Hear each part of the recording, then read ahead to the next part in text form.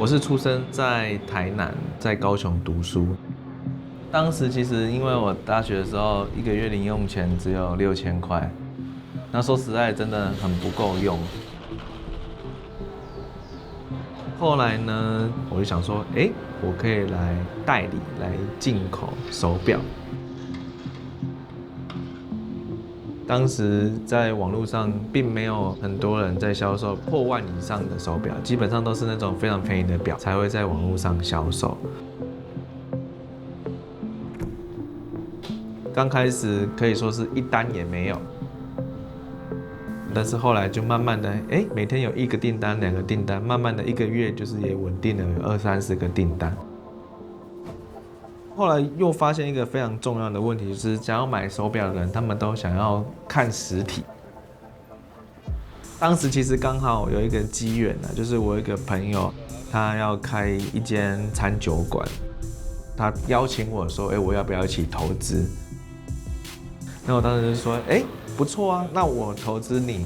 然后你就在你的店的外面呢有我品牌的 logo， 然后里面有一个展示的区域，如果有客人要的话，我可以到你这边来帮客人做一些服务。而这一个原点呢，就是管家中心的最起点。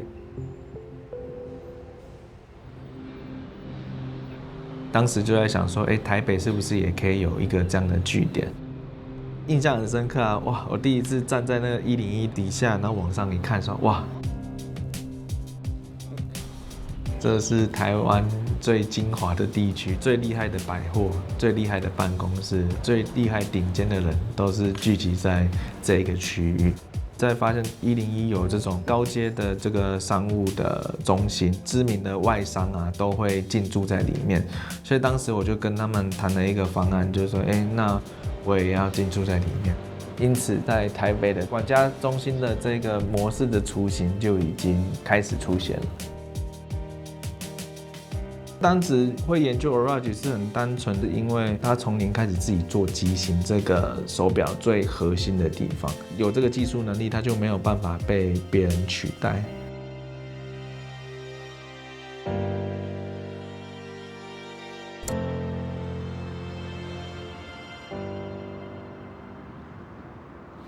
当时 Orage 刚好在台南，我的家乡，就是举办了一个活动。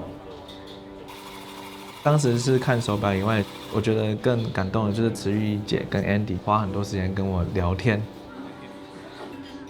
聊完了以后呢，慈玉姐后来就邀请我说，那你要不要也来当我们行销的顾问？所以从这个行销的顾问开始，来与 Orage 展开合作。帮你拿过记号。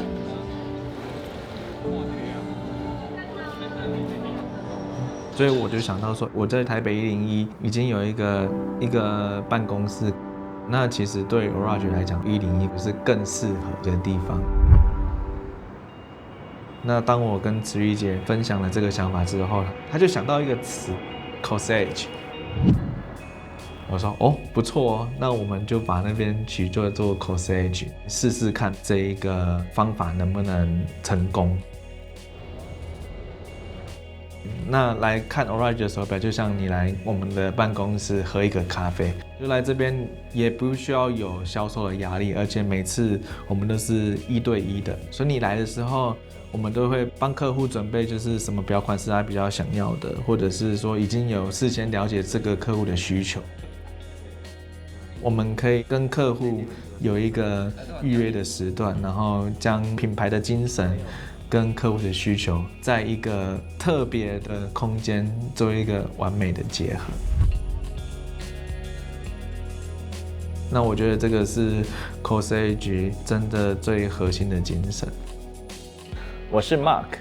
我从零开始拼搏到了这里，就如同 Orage 从零开始打造属于他们的陀飞轮。欢迎预约台湾管家中心，一起探索瑞士高级钟表最真实的价值。